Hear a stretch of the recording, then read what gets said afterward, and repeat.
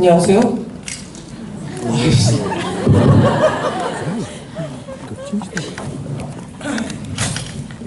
예, 그 스타토크에 와주신 관객 여러분 정말 반갑습니다. 저랑 3년째 여성영화제 때마다 영한편 씨 같이 토크를 나누는 김하정 배우입니다. 네, 안녕하세요. 김하정입니다. 반갑습니다. 저희가 아마 재작년에 더 파티라는 영화로 처음 스타토크를 같이 했고, 그죠? 네. 맞나요? 그 전에도 했었나? 아니요, 세 번째 그죠, 그죠? 확실해요. 네. 그리고 작년에 그 다큐멘터리 네. 를 했었고, 올해 드디어 세 번째. 네. 네. 어떠세요? 매년 이렇게 1년에 한 번씩 여성영화제에서 관객들과 만나시는데, 네. 일단 그 기분? 뭐 저도 그냥 이 영화제를 즐기는 사람의 한 사람으로서 뭐 즐겁게 같이 참여하고 있고요. 그리고 또 관심을 계속 꾸준히 가져주셔서 너무 감사할 따름이고, 또 오늘은 그 전에 했던 것보다도 영화가 좀 같이 뭔가 이야기 나누기 좀 쉬운 영화인 것 같다라는 생각이 들어서 안심하면서 같이 관람했습니다. 네. 저희가 처음으로 10대가 주인공의 영화를 하는 거고, 네. 그죠? 저희가 그 더 파티 같은 경우는 저도 되게 어렵게 봤던 영화였고, 작년에 영화는 영화 자체라기보다는 그 영화 내용에 있는 소위 헐리우드 영화 역사가 중심이었다면, 올해는 심지어 아이틴스 심사위원 올해도 하시잖아요. 올해는 안 해요. 올해는 안 네. 하시는구나. 그래서 계속 10대 영화에 계속 네, 여성 영화에 같이 관심이 심사도 하고 같이 네. 토론했었죠. 네. 스케이트보드 타다 오신 거죠? 진짜로. 예. 영화 어떻게 보셨어요? 스케이트 키친? 뭐 저는 이제 10대들의 이야기임에도 불구하고 푹 빠져서 보면서 내일 모레 마흔인데 한치도 벗어나지 못했구나 내가. 너무 내 얘기 같고 좀 비슷한 공감대를 많이 이루면서 봤어요. 네. 이제 본격적으로 이야기를 시작할 거고, 저희들이 좀 얘기를 하다가 바로 객석으로 마이크를 넘겨서 객석 질문도 받을 예정이고요. 이 스타토크는 따로 통역자가 동시에 준비되어 있지 않습니다. 그러니까 혹시 한국어를 모르셔서 통역자가 필요하신 분은 주위의 도움을 요청하세요.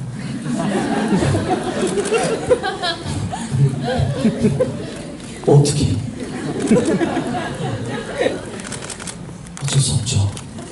이 영화를 만든 크리스탈 모셀 감독은 한국에서 영화를 개봉한 적이 있습니다. 더 울프팩이라는 다큐멘터리고요. 더 울프팩이라는 다큐멘터리는 7남매가 맨하탄의 한 아파트에 이제 거의 고립돼서 밖으로 못 나같이 갇혀 살던 남매가 있는 거예요. 그게 뭐냐, 아버지 때문인데, 이 아버지가 자기 가족을 뭔가 어떤 고대의 어떤 부족처럼, 자기가 부족장이고 아이들은 부족원이라고 생각을 해서 그 아이들 7명을 절대 밖에 못 나가게 한 거예요. 그래서 아이들은 아주 오랜 시간을 집 밖으로 못 나가고 세상과의 소통을 유일하게 영화만 볼 수 있었던 그 아이들이 처음 집 밖으로 나가는 것에 관한 다큐멘터리인데, 더 울프팩이라는 다큐멘터리인데, 혹시 이 영화 보시고 감독이 궁금하신 분은 그 다큐멘터리를 보셔도 되게 재밌어요. 개봉되던 해에 썬댄스와 에딘버러에서 상을 받았을 정도로 되게 잘 만든, 그래서 다큐멘터리를 많이 만들던 감독이다 보니까 전체적으로는 핸드헬드로 되게 피사체를 팔로우하는 방식으로 되게 역동적으로 찍은 그녀의 첫 번째 극영화라고 생각을 하고요. 전 보면서 그런 생각했어요. 윤가은 감독이랑 셋이서 같이 했으면 되게 재밌었겠다. 윤가은 감독이 어떻게 보면 10대에 관한 영화를 계속적으로 만들고 있고, 지금 우리 집이라는 영화를 개봉을 했고 여성영화제도 상영을 하는데, 물론 우리 집의 친구들은 우리가 오늘 본 스케이트 키친의 아이들과 비교하면 훨씬 더 어리죠. 보수적이죠. 그리고 보수적이에요. 네. 약은커녕. 맞아요. 네. 너무 애들이 순수한데 네. 어찌됐건 그런 그 10대를 다룬 영화로서도 어떻게 보면 우리 집과 좀 더 어리긴 하지만 비교를 해서 보시면 되게 재밌을 것 같고, 저는 개인적으로 이 영화를 보면서 제일 먼저 딱 영화를 다 보고 나서 느꼈던 점은 저 상황에서도 되게 안전하다. 보드를 타는 게요? 아니면? 아니요. 보통 이게 한국 영화로 오면 네. 폭력이라든가, 네. 그러니까 여성 주인공이 그렇게 멀쩡하게 집에 못 들어가는 경우가 많잖아요. 네, 맞아요. 네. 그래서 저게 만약 영화가 아니라 실제로 그 뉴욕이라는 세계가 그렇다면 거기서 우리가 수많은 네. 총격 사고를 뉴스에서 보지만 한국보다 훨씬 안전한 곳인가? 라는 생각이 들 정도로 네. 사실은 어떤 그런 거에 대한 공포감이 아마 많이 있지 않습니까? 그래서 그녀가 이 친구가 카밀이 나중에 남자의 네. 그룹 집에 갔을 때 뭔가 아이씨 안 그랬으면 좋겠다 라는 생각이 들고, 네. 그러니까 이게 뭐냐면 영화가 의도하지 않은 긴장감을 주는 거예요. 네. 도대체 어떤 면에서 하길래 우리는 이런 거가 언제나 스릴러처럼 될까봐 걱정을 해야 하는가, 네. 라는 생각이 들었는데, 어찌됐건 아중 배우에게 물어보고 싶은 첫 번째 질문은 어땠어요? 그러니까 이제 카멜은 어떻게 보면 굉장히 보수적인 그러니까 원래 어디나 그런 것 같은데 이민자의 가족이 훨씬 보수적이잖아요. 네. 왜냐면 그 사회에서 마이너리티니까 네. 어찌됐건 의사를 시키건 뭘 시키건 뭔가 얘한테 남들이 우러러보는 직업을 주어야지 성공할 것이다라는 강박이 있으니까 네. 계속 훨씬 보수적인 부모 밑에서 자라는 카밀이 집 네. 밖으로 나가는 얘기인데, 네. 김하중 배우는 어땠어요? 10대 때? 제가 알기로는 김하중 배우가 네.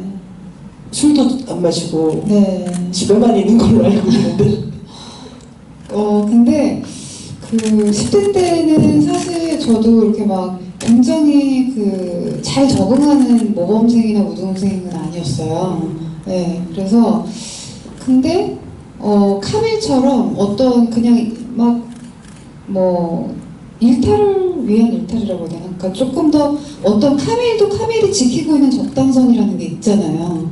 보드를 타고 집은 뛰쳐나왔고 어떤 일탈을 하고 싶은 마음은 있지만 그 무리 속에서도 자기의 기호와 어떤 타입이나 이런 것들을 정확하게 계속 지키고 선택을 하면서 가는 것 같거든요. 근데 저도 좀 그런 쪽이었던 것 같아요. 네. 그러니까 카밀이 딸기 전.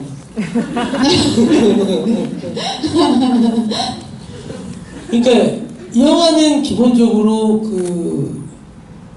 스케이트보드라는 것을 소재로 놓고 거기서 스케이트보드를 타는, 어떻게 보면 되게 일탈된 것처럼 보이는, 네. 근데 굉장히 이 아이들이 전체적으로 일탈된 것처럼 되게 서로 되게 존중하죠. 그렇죠. 네. 네, 되게 존중하고 어떤 억압이나 네. 그런 룰이 없는. 네, 어떤 이거를 같이 피우지 않으면 왕따를 시키거나 이런 식의 이야기가 아니잖아요. 그러니까 네. 그리고 여기서 결국 카멜이 왕따가 되는 그 순간은 누구여도 왕따 될 만한 네, 상황이거든요. 그럼 안 되지. 네. 그럼 안 되지, 치사하게. 네. 근데 그런 것들도 되게 좀, 그러니까 놀라웠다. 네. 그래서 계속 영화를 보면서 다행이다라는 생각이. 그러니까 집 밖으로 나가는 순간 되게 큰일이 날 것만 같은데 별일 없고, 네. 그다음에 자기를 재워주는 그 집 아버지 꽤 괜찮은 사람이고, 네. 그리고 그 집에서도 문제가 생겨서 갔는데 그냥 애들이 그냥 얌전히 지들끼리 포르노나 보고 있고 별일 없고, 심지어 그 남자애는 오늘은 여기서 이러면 안 된다고 그러고. 네. 그래서 이게 과연 실제일까? 그러니까 뭔가 어떤 리얼리티 안에서 벌어지는 일일까? 혹은 이것은 감독의 어떤 바람일까? 뭐 이런 생각도 들었고, 이를테면 이 친구들이 거리를 질 정도 되게 위험하게, 네. 제가 살면서 제일 이해가 안 가는 부류이긴 해요. 아, 위험한 일을 자처하는 사람들 있잖아요. 그러니까 위험한 일이 다가왔을 때 그걸 버티는 건 알겠는데, 네. 굳이 안 위험할 수도 있는데 그냥 인도로 걸어가면 되잖아요. 근데 네. 굳이 차도로 그렇게 가서 위험을 자초하는, 그런데 아무도 사고로 큰일이 나지 않고 기껏해야 발목 인대 끊어진 정도의 네. 수준이라서 영화를 다 보고 나서 너무나 기뻤어요. 네. 어떤 마음인지 알죠? 네. 그 10대 때 해본 최고의 일탈이 뭐예요? 10대 때 해본 최고의 일탈, 뭐, 저는 여중여고 여대 나와서, 남고애랑 이제 미팅 하면서 약간 호프 한 잔 정도 하고, 고등학교 때 도저히 못 먹는다고 그러지 않았어요? 나한테? 왜 지금 오히려 하지 말라 그럴 때는 막 못하는데도 했고, 오히려 할 수 있으니까 안 하더라고요. 네. 저는 고등학교 때 했던 뭐 일탈? 네. 저 지금도 후회하는 건 딱 하나밖에 없어요. 뭐예요? 고2 때 담배 핀 거. 그때 담배를 안 폈어야 돼. 그때 담배를 안 폈어야 돼. 돌아오지 못하는 강을 건너서. 그러니까. 저는 제 인생에서 확신을 갖고 있는 게, 왜 담배를 끊었다고 말하는 사람들 있잖아요. 나는 담배 끊었다. 그거 끊는 거 아니에요. 계속 참는 거죠. 네, 계속 참고 있는 거고, 그걸 알기 때문에. 지금도 전 고2 시절로 돌아가면, 네. 그때 박하사탕을 고를 거예요. 담배 대신에, 네, 박하사탕을 골라야 된다는 생각이 들었습니다. 사실은 요즘의 10대는 저한테는 거의 뭐 까다득하게 이제는 다른 세대지만, 아중배우한테도 이제는 잘 모르는 세대인 그쵸. 거죠. 네. 아중배우가 고등학교 때가 몇 년도였어요? 졸업할 때가 2000년도요. 졸업할 때가 2000년도면, 그렇구나. 그러면 소위 지금 2001년? 지금 2001년도. 지금 개봉해서 많은 분들이 사랑해 주시는 독립장편 영화 벌새가 네. 아중 배우 제 얘기일 수 있겠네요. 94년도에 중학생. 그죠? 94년도에 중학생? 초등학교 6학년. 초등학교 6학년. 네. 비슷해요. 그러니까. 네. 그러니까 이런 것처럼 이제 슬슬 94년도에 중학생이었던, 그러니까 소위 이제 곧 마흔이거나 이제 40대를 향해서 전진하고 있는 친구들이 자기의 10대를 회상하는 영화들이 이제 나오고 네. 있는데, 바로 이거는 지금의 10대를 다룬 거라 사실은 되게 이걸 가지고 토크한다는 게 좀 겁이 나지 않아요? 너무 모른다. 근데 저는 너무 이입해서 봤어요. 정말 어떤 부분이?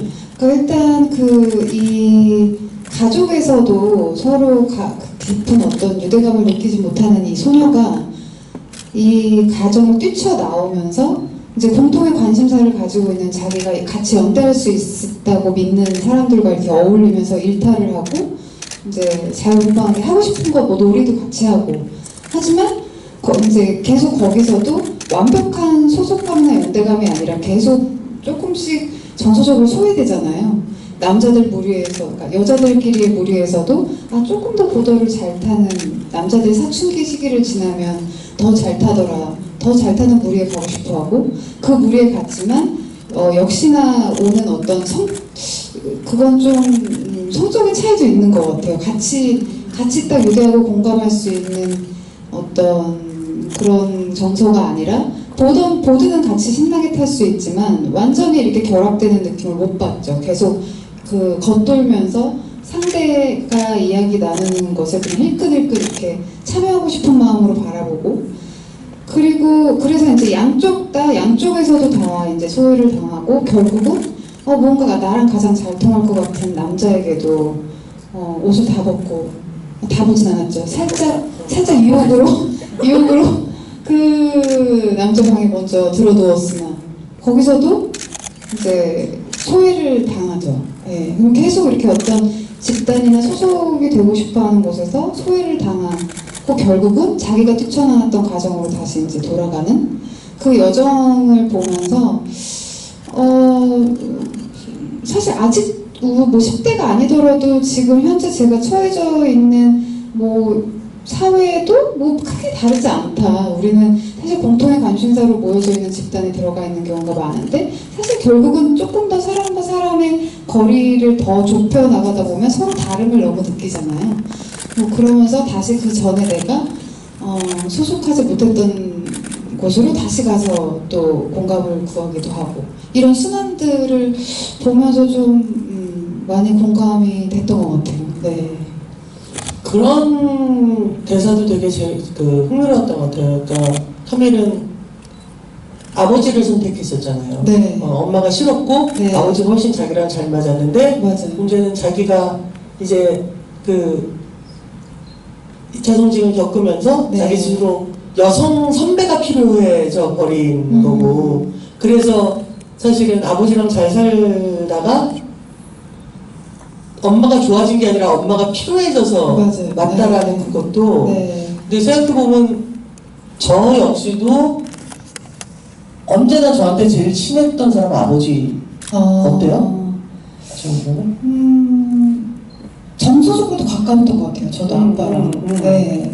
그리고 하지만 이렇게 오히려 이렇게 지금 이렇게 더 나이를 먹어가면서 엄마를 완전히 여자로 받아들이고 서로 어떠한 이해의 폭을 좀 넓혀가면서 그러면서 더 친해진? 네.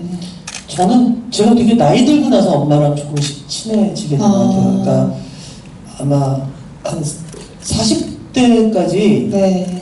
엄마랑 친하다고 생각해 본 적이 없었거든요. 네. 그건 이제 그건 이제 그 한국이라는 현대사하고도 관련이 있을 것 같아요. 그러니까 제 부모님 세대는 그 식민시대 말기에 태어나셔서 한국전쟁을 10대로 겪고 되게 나이 많으시거든요. 90이 넘으셨으니까. 그러니까 그렇다 보면 그 언제나 엄마가 내가 어렸을 때로부터 시작하는 얘기는 다 악몽 같은 얘기밖에 없기 때문에 듣고 싶지 않았던 것 같아요. 네. 그렇기 때문에 오히려 아버지하고 훨씬 친하게 지냈었던 것 같은데 네. 그 카밀도 어쩌면 그런 거겠죠. 그러니까 일단 자기를 마이너리티, 그러니까 이민자의 아이로 보지 않았던 건 아버지였을 거고 왜냐하면 어쩌면 아버지는 그런 거에 관심이 없는 사람이었을 수도 있으니까. 근데 이제 카밀의 어머니는 얘가 나처럼 안 됐으면 좋겠고 맞아요. 더 나은 삶을 살길 바라고 네. 언제나 그 딸이 엄마랑 부딪히는 첫 번째 시작이 그거잖아요. 네. 얘는 나처럼 안 됐으면 좋겠다라고 생각하시는. 네. 그리고 엄마들이 반드시 알아야 되는 건 뭐냐면 그때 딸이 싫은 건 엄마가 자기한테 어떤 기대를 하기 때문이 아니라 나처럼 살게 하고 싶지 않아라는 엄마의 그 피해의식이 싫은 거거든. 우린 엄마처럼 사는 것도 대단히 훌륭하다라고 엄마가 좀 건방을 떨어줬으면 훨씬 더 엄마랑 좋은 관계를 풀 텐데 네. 엄마는 언제나 나보다 나은 삶을 산다고 얘기를 하니까 저는 지금 90이 넘은 우리 엄마를 이렇게 보면 엄마보다 나은 삶으로 90살이 갈 자신은 죽어도 없거든요. 네, 그날까지 갈 자신도 없지만 의학의 발전을 믿는 수밖에 없겠지만 그냥 그런 엄마였으면 얼마나 좋았을까. 그러니까 나만큼 버티면서 한국 사회에서 여성으로 이렇게 잘 두 다리 들고 서 있는 네. 것만으로도 용하지 않냐라고 했으면 훨씬 더 엄마를 금방 존경하고 좋아했을 것만 같은데 카밀의 엄마도 계속 그랬을 거 아니에요. 막 신사한탄하고 네. 내가 너희 아버지를 만나서 뭐 이러면서 네. 그래서 마지막에 카밀의 스케이트보드를 타는 엄마의 모습이 되게 좋았던 것 같아요. 네, 그렇게 딱 그 서로 계속 반대하고 수용하지 못했던 어떤 한 포인트를 딱 수용해줌으로써 관계가 바로 네, 달라지는 부분이었던 것 같아요. 네. 저는 가끔 아종배우랑 뭐 요즘 뭐해요? 라고 이렇게 우리가 1년에 한 번만 연락하면 좀 이상하잖아요. 가끔씩 연락을 하면 어머니랑 여행 중이라는 얘기를 자주 네. 하시잖아요. 네. 이게 되게 신기했어요. 어머니랑 여행 가면 뭐 해요? 엄마랑 여행을 가면 제가 가이드거나 어떤 그 같이 제가 보호자가 되는 기분이 들어요. 그래서 몰랐던 부분도 사실 알게 되고 그리고 엄마가 더 저한테 기대고 응석 부리시는 거 모습도 보게 되고 네, 그런 것 같아요. 네. 이 영상을 우리 엄마는 절대로 보면 안 될 것 같은데 이제 슬슬 네. 예, 객석으로 질문을 좀 남겨볼까요? 궁금하신 게 있으면 일어서실 필요 없이 그냥 앉은 자리에서 손을 들어주시면 예, 마이크를 든 스텝이 가까워요. 저 가운데 손을 입으신 분 마이크가 예, 가고 있습니다.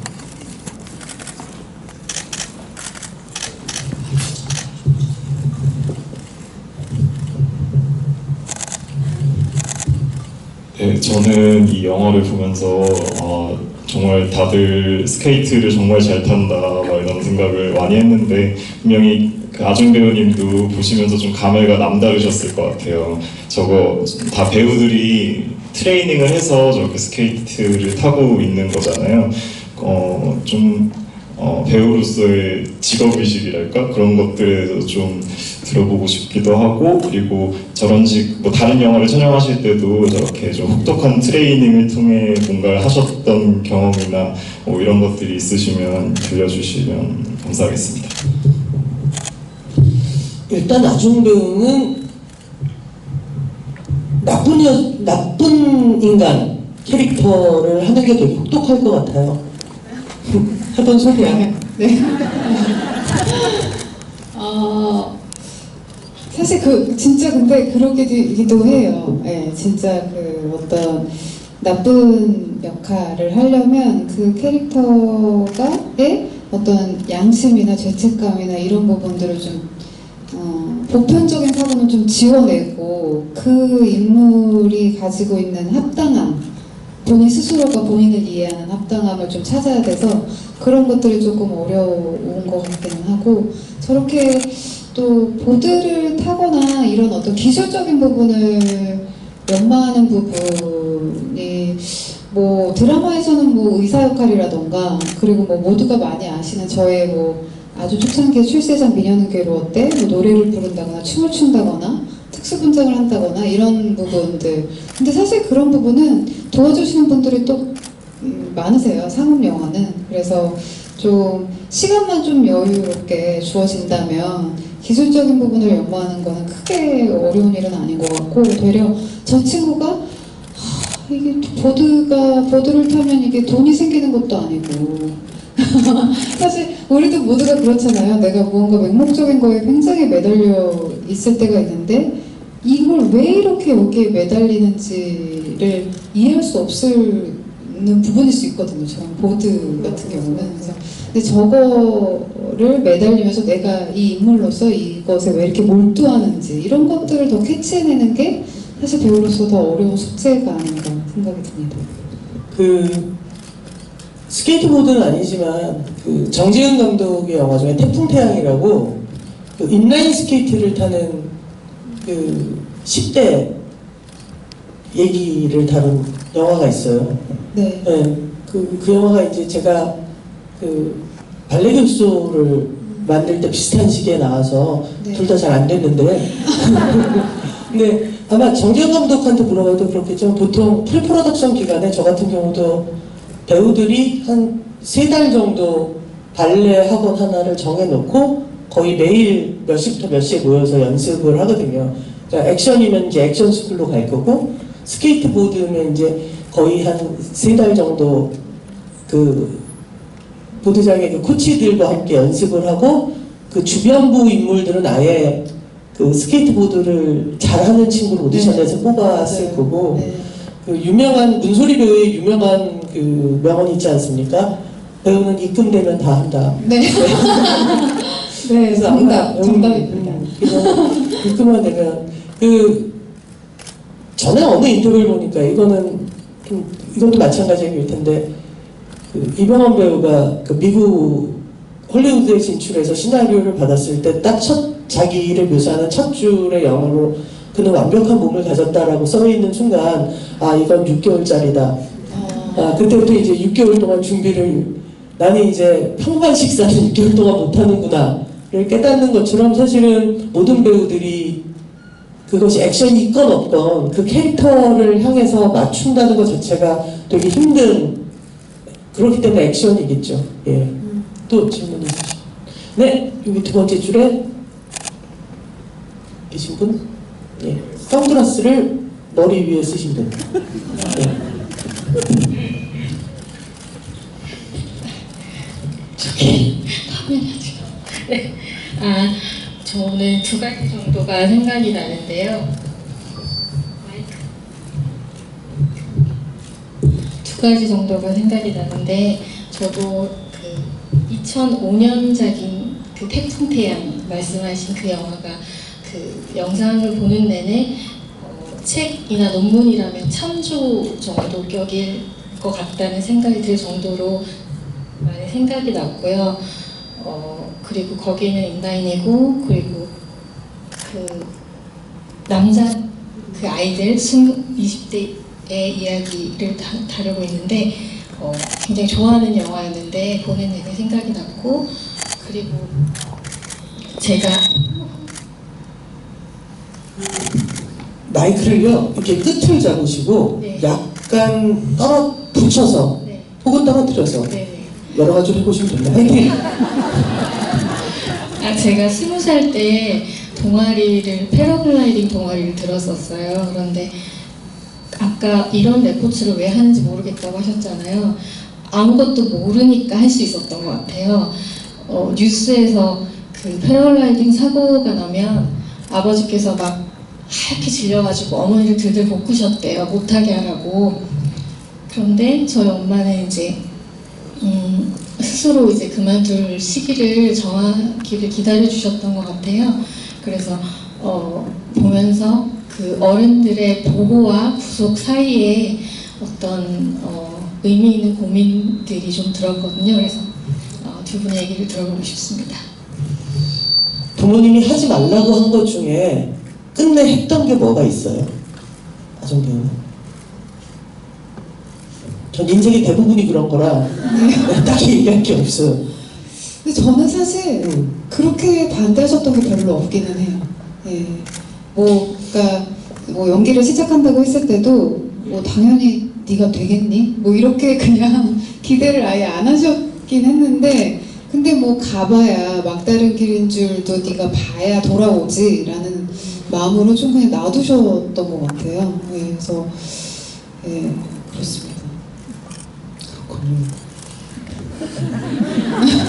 저는 진짜 그래 너 그거 하면 좋겠다는 말을 살면서 한 번도 들어본 적이 부모님으로부터 없기 때문에. 아, 정말요? 예. 다들 그렇잖아. 왜 다들 화목한 척해?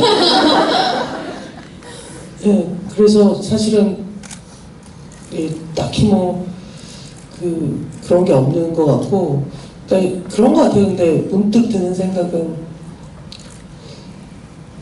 저때 아니면 언제? 라고 생각할 때가 있어요. 네. 저때기 때문에 때를 놓치지 말라고 하잖아요. 네. 근데 또한 저때 아니면 언제? 30살 돼가지고 갑자기 막 직장 때려치고 막 아무런 방법도 없는데 나 보드 탈 거야, 그런 것도 좀 이상하잖아요. 관절도 굳어갈 텐데. 근데 오히려 막 가볼 수 있는 유일한, 그러니까 저는 가끔 그런 생각하거든요. 그러니까 인생이 완전히 다른 세상으로 전환되어질 정도의 안 좋은 상황만 아니라면 저때야말로 해볼 수 있는 거에 끝까지 가보는 게 나이 들면 계속 좁아지지 않나요? 자기의 세계가 점점 좁아지잖아요. 그래서 카미엘이 대단히 용기 있고, 네. 그리고 결국은 자기가 이런 걸 책임지고 마지막에 되게 사족같이 반성문을 사과 편지를 보내는 것도 네. 이게 10대가 주인공이기 때문에 되게 흐뭇하게 볼 수 있는. 맞아요. 네. 10대가 아닌데 만약에 영화를 거의 이렇게 오랜 시간 동안 그 갈등을 쭉 이어져 오고 나 지금 후회하고 있어. 문자 메시지 하나로 이 모든 갈등을 지금 해소시키는 그러니까. 방식이었으면 사실 30대거나 만약에 뭐 40대거나 이랬으면 카밀이 좀 이해 안 될 수도 그쵸. 있었을 것 같아요. 이 세상 그 어른들의 세계에서 네. 사과를 카톡으로 하는 것만큼 무슨 건 없죠. 이를테면. 네. 네. 근데 10대니까 가능한. 네. 네, 이쪽에 하나, 둘, 셋, 넷. 네 번째에 두 번째 앉으신 체크무늬 계시고요. 네, 저는 개인적으로 카밀이 이제 독백으로 보드를 타면서 외로움에 대해서 얘기를 했을 때 느꼈던 게 뭐냐면 보드가 자기의 외로움을 해소시킬 수 있게 해주는 도구라고 생각을 했어요. 그래서 카밀이 이제 뉴욕에 가서 이제 남자를 좋아하는 법도 배우고 뭐 탐폰을 쓴다던가 좀 경제적으로 독립하는 것도 배우면서 카밀이 굉장히 성장했다고 생각했거든요. 그래서 이제 독립하는 법을 배웠고 이제 자신의 가정으로 돌아와서 그 독립하는 법을 조금 실현하는 모습을 상상했어요.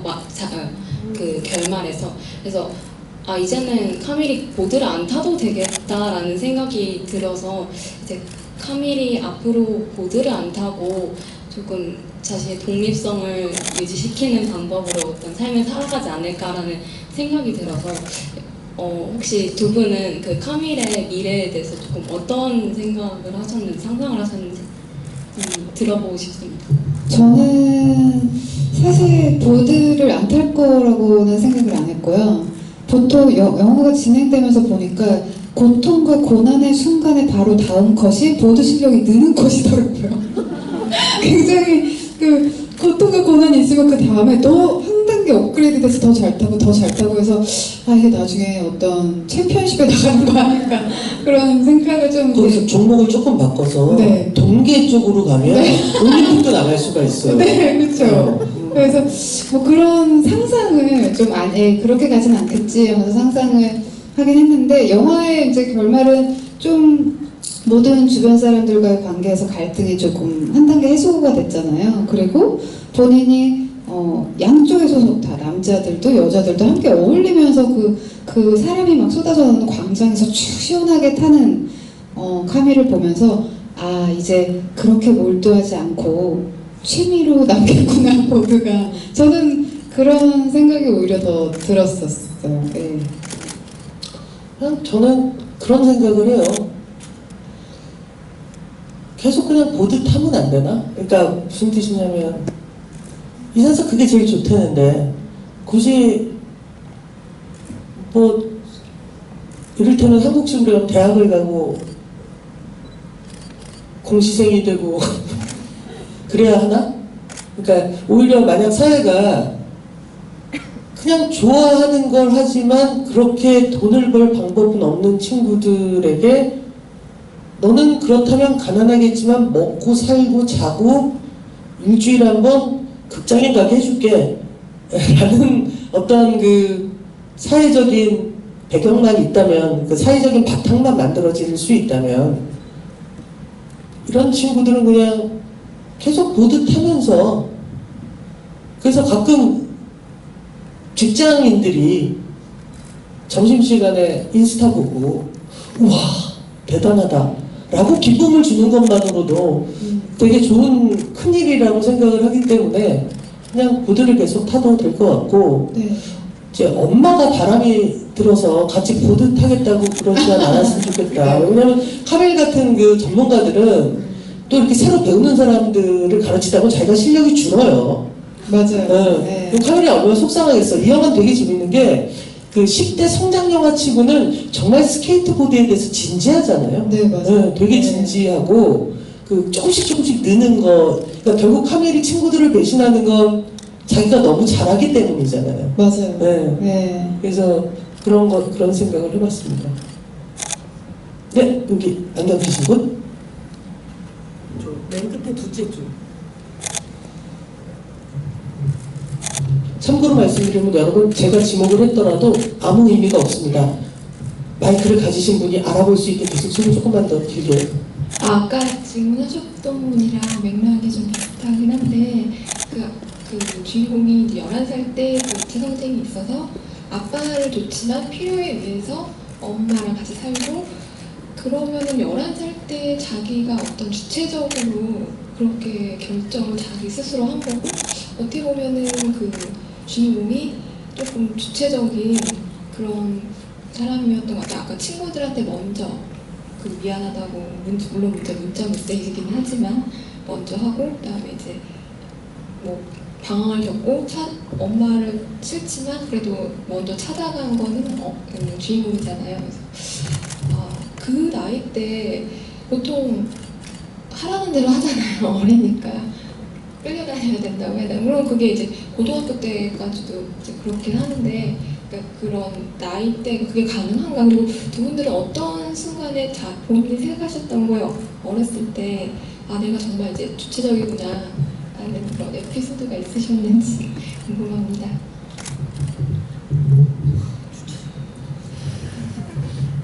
저는 그게 담배 피던 날하고 연동이 되잖아요. 고등학교 2학년 때 이상한 교장이 있어서 제가 교장실에서 아침 10시에서 오후 3시까지 교장실에서 나오지 못하고 계속 뺨을 맞았던 적이 있어요. 그날이었던 것 같아요. 그러니까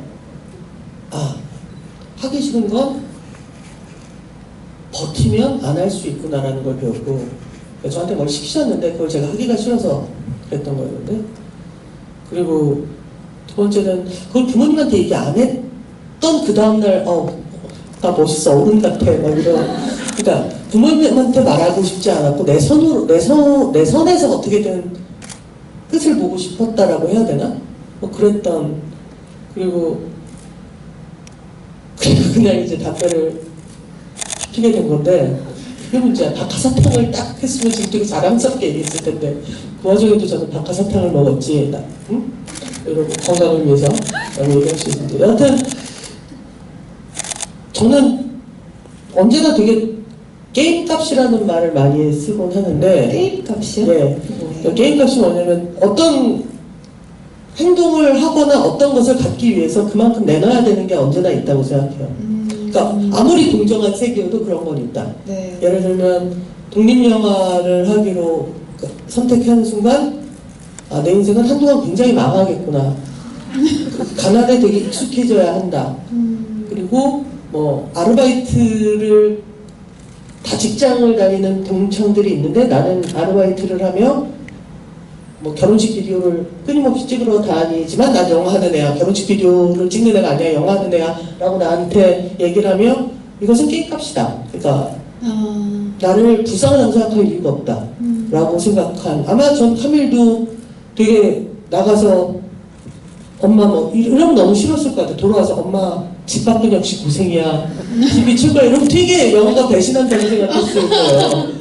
근데 카멜은 아는 거죠. 그러니까 자기가 스케이트보드를 타는 것을 선택을 하기 위해선 네. 남의 집에 얹혀서 자야 되고, 심지어 그 집 딸내미랑 싸우고 나면 그 집에 못 들어간다는 것도 알고 있고, 그런 식으로 전 언제나 이렇게 내놔야 되거나 당연한 게 있다고 생각을 해서, 네. 저는 카멜이 단 한 번도 스스로를 불쌍하게 여기질 않잖아요. 네. 그게 되게 멋있다라고 생각했어요. 그러니까 되게 멋있는 친구구나 라는 생각을 했던 것 같아요. 그리고 그 말씀하신 게임값을 지불하면서 더 어른이 돼가는 것 같아요. 그러니까 사실 아버지랑 더 친했고 오빠랑 친하지 않았어라고 얘기하는 그 바탕에 보면, 아빠는 내가 그냥 뭐 어떤 거를 해도 같이 축구하고 그냥 남자 옷을 입고 그래도 모든 걸 다 받아준 사람으로 기억하고 있는 느낌이었거든요.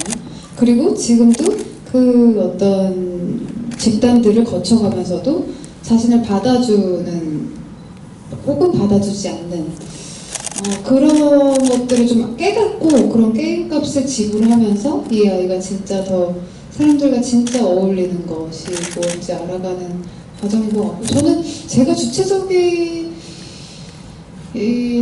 그냥 지금 불현듯 생각나는 건, 뭐 예를 들어 학교에서 선생님한테 혼나고 부모님한테 말씀드려 했는데 부모님한테 말씀드리지 않거나 뭐 이런 거, 그러니까 이건 내 일이야, 부모와 상관없는 나의 일이야 라고 어떤 순간부터 이렇게 선을 딱 그었던 기억이 나요.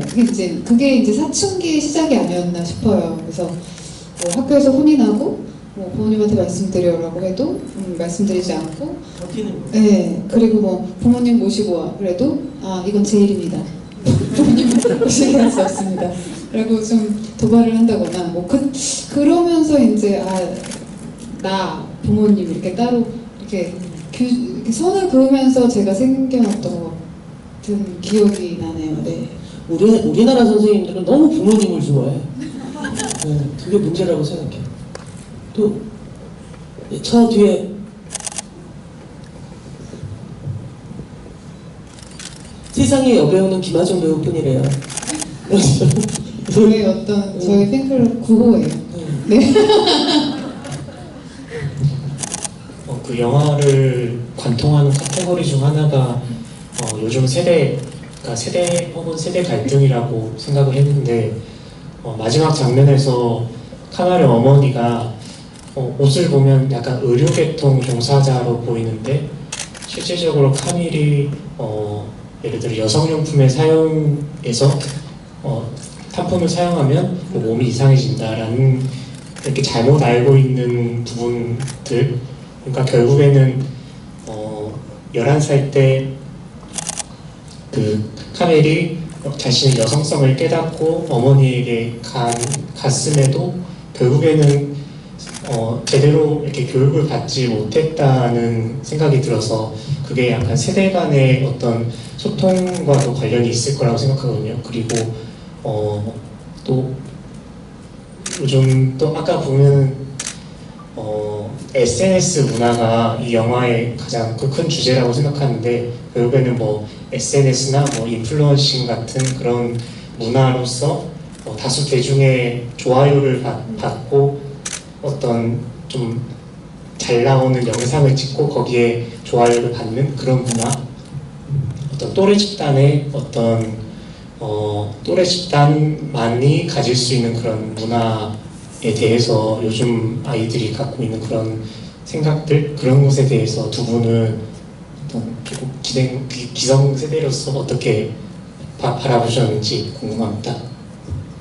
일단 아마 그 탐폰 얘기는 되게 웃기죠. 그 탐폰 하면 죽는다고.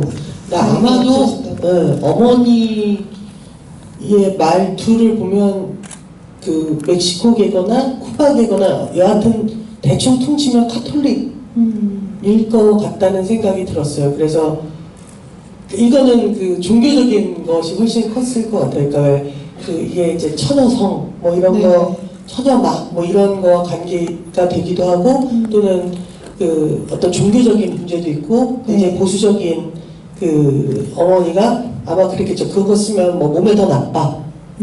그리고 아마 처음으로 어머니한테 그렇게 그 첫 생리가 있었을 때 엄마한테 배웠을 테니까 탐폰을 쓰면 다치는구나, 아프구나, 뭐라고 했을 거고. 그러니까 엄마도 너 그거 하면 우리 집안에서는 처녀학을 상실할 수 있기 때문에 결혼 못해라고 말하면 되게 엄마도 웃기니까 뭐 다칠 위험이 커라고 뻥을 쳤겠죠. 네, 그러니까 그러면 죽어라고 했던 어떤 종교적인, 그러니까 그 엄마가 왜 끊임없이 영어 안 쓰잖아요.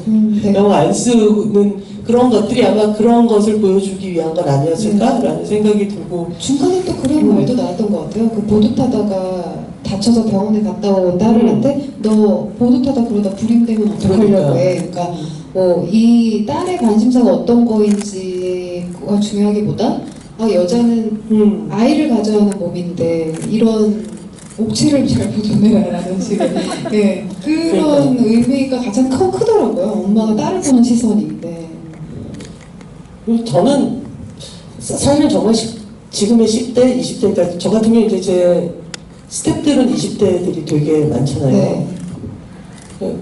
애초에 이해하려고 하질 않아요.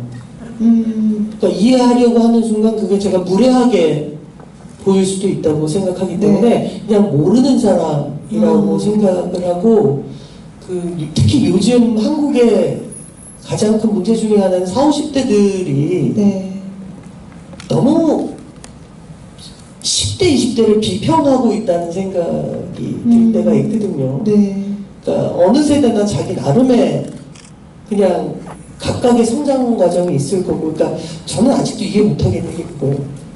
정말 같이 식구들끼리 밥 먹을 때 각자 핸드폰, 그러니까 스마트폰에서 뭐 이것저것 보면서 먹는 게 아니라 그러니까 그런 거 다 내려놓고 식구들끼리 대화하면서 먹으면 더 좋아요?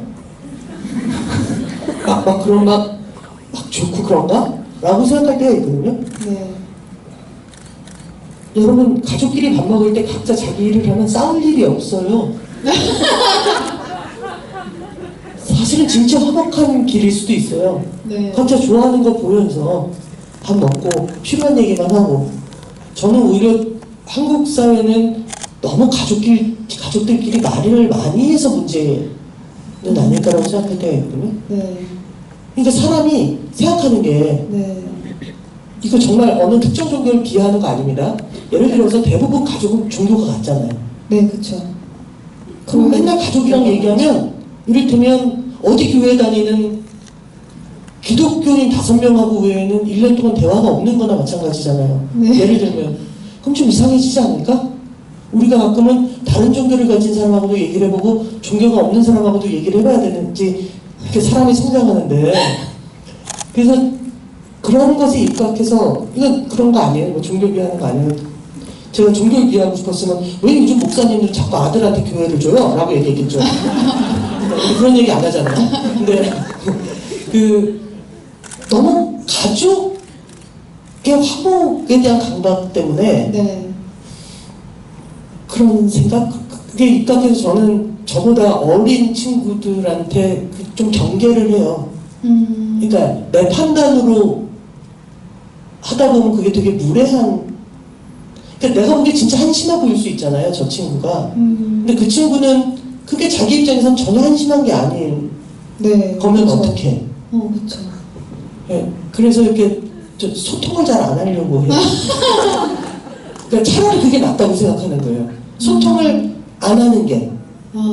네, 그러니까 어떤 과도기를 겪고 계신 것 같아요, 감독. 그쵸. 네. 그러니까 뭐냐면 옛날 같은 그렇게 아주 옛날엔 그래도 스텝인데 같이 오늘은 회식 한번 해야지. 근데 요즘 계속 과연 그 회식이 저 친구한테 회식일까 노동일까? 맞아요. 그럼 하지 말자. 오히려 그냥 저 친구가 감독님 저 술 한 잔 먹어요 라고 할 때까지 버텨보자. 이게 낫다는 생각이 들 때도 있거든요. 그 어린 후배 배우들이나 이제 그러니까 매니지먼트에 들어가 계시는 소속사에 뭐 새로 20대 초반에 누가 들어오면 네. 바로바로 막 친해지고 그래요? 아니요. 그죠? 네. 안 그래요, 사실. 그쵸. 네. 왜냐면 저도 이제 선배님들도 계시지만 후배들이 생기면서 이렇게 되려 선배님들보다도 후배들이 더 그들을 이렇게 살피게 되더라고요. 저도 그들의 기분이라던가 기호라던가 혹시 내가 생각했던 호의가 저들에게는 그렇게 호의가 아닐 수도 있겠다는 생각이 드니까 네, 저도 좀 그렇게 되는 것 같더라고요. 네. 나이 들면 무조건 눈치 보고 살아야 돼. 마지막으로 질문 하나를 더. 예, 가운데 안경 끼신 분 하나, 둘, 셋, 네 번째, 다섯 번째.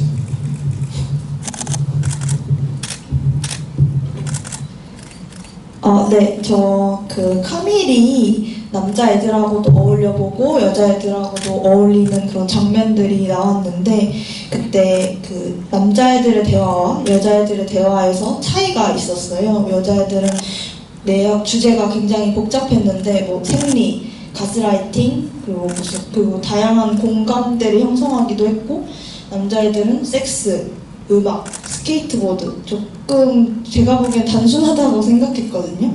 근데 그런 차이가 어디에서 오는 건지 그런 거에 대해 생각을 했는데 두 분의 생각은 또 어떠신지 궁금해서 질문드립니다.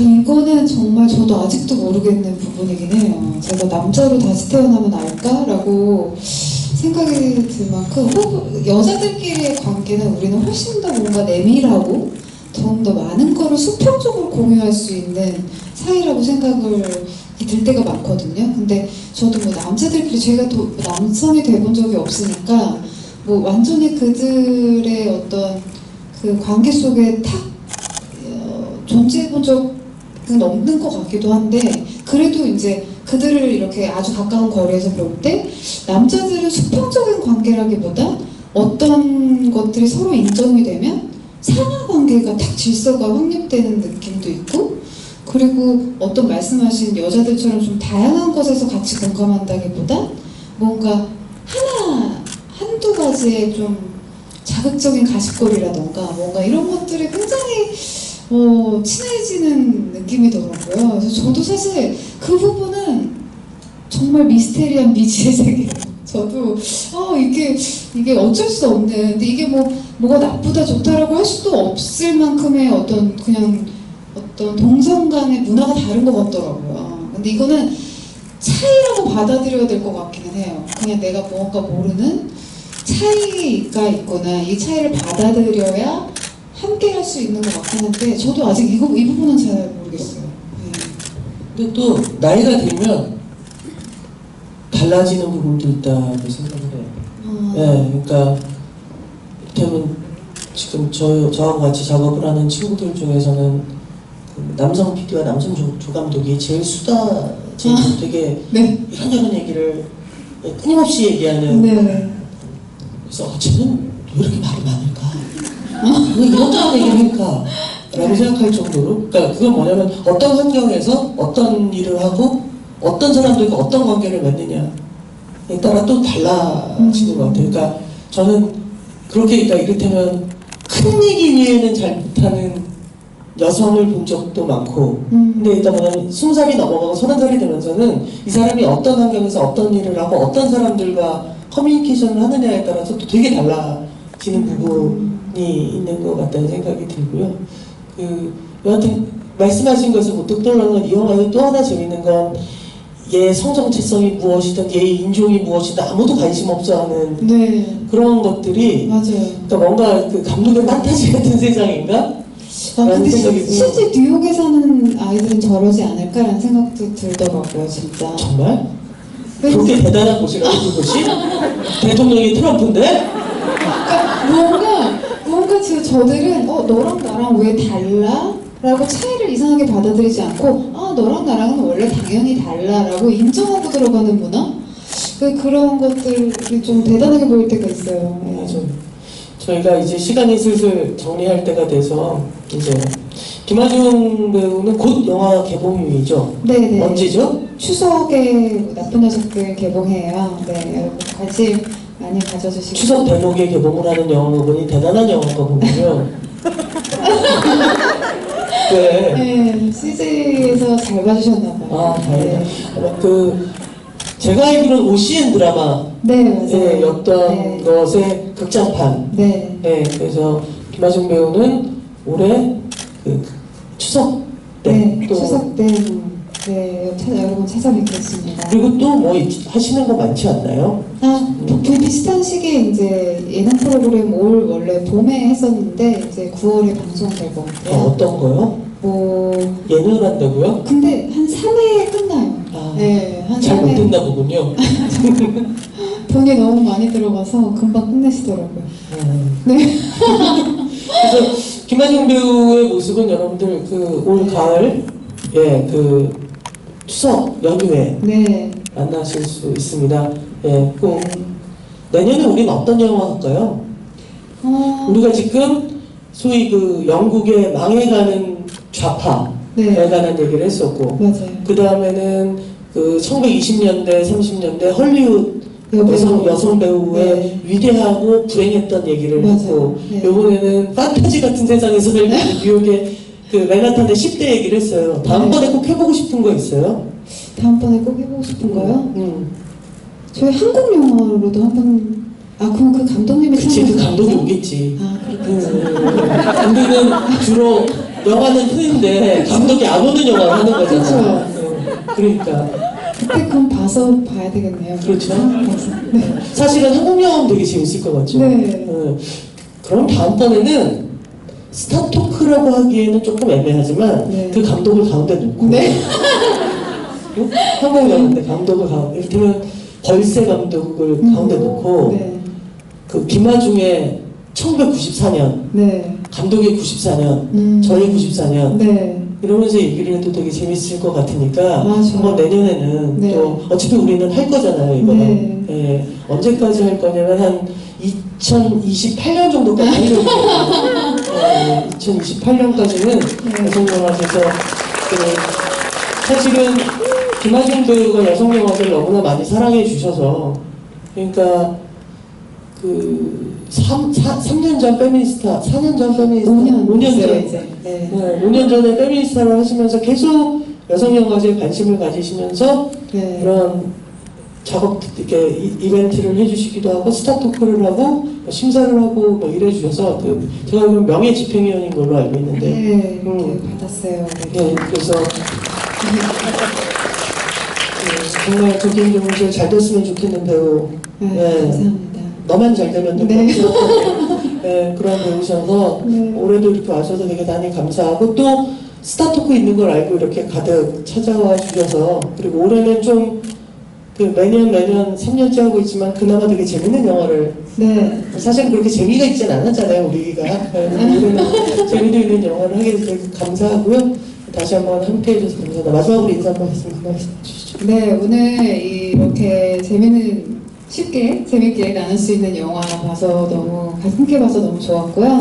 여성 영화제 이제 올해 한지 5년째 됐는데 저한테 이 카밀의 스케이트보드처럼 이 여성 영화제가 저에게 그런 느낌인 것 같아요. 네, 그래서 늘 앞으로도 계속 여기서 함께 모여서 이렇게 얘기 나눌 수 있었으면 좋겠어요. 네, 감사합니다.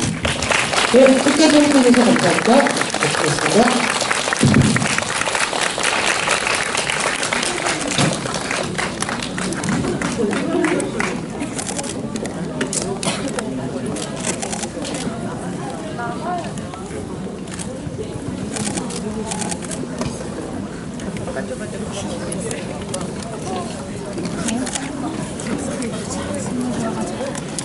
저희 앞쪽으로 뒷문으로 나가주세요.